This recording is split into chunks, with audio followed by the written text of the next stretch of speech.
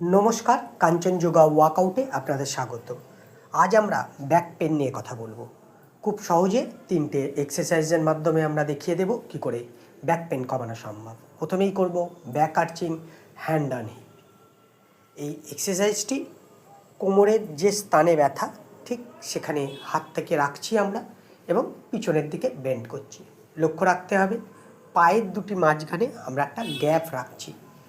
বয়স্ক মানুষেরা মাথাটাকে খুব বেশি পিছনে করবার চেষ্টা করবেন না, তাতে ব্যালেন্সের প্রবলেম হতে পারে। তাই জন্য মাথাটাকে আমি যেমন সোজা রেখে করছি তেমন করবেন। যারা ছোট তোমরা মাথাকে ব্যাক বেন্ডিং করতে পারো, তাতে নেকের ওপরেও খুব ভালো কাজ করবে। আমরা অফিসে যারা কাজ করি তাদের কিন্তু ব্যাকে একটা সমস্যা থাকে। এই এক্সারসাইজগুলো আমরা সকলেই করতে পারবো।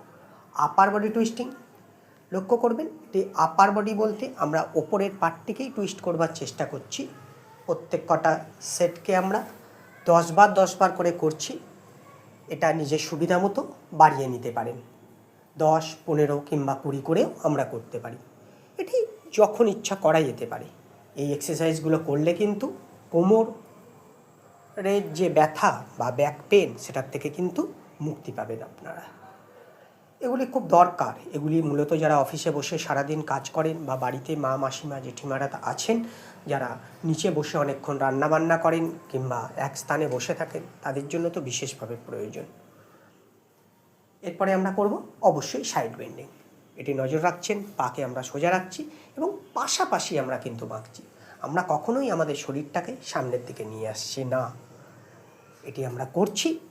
আপনারা এক্সারসাইজ করুন, করে কেমন লাগলো অবশ্যই আমাদেরকে জানান, কারণ তবেই তো আমরা উৎসাহ পাবো। এবং আপনাদের কিসের ওপর প্রয়োজন, যার যেখানে সমস্যা আমাকে কমেন্টসে জানান, আমি অবশ্যই আপনাদের জন্য ভিডিও বানিয়ে দেবো।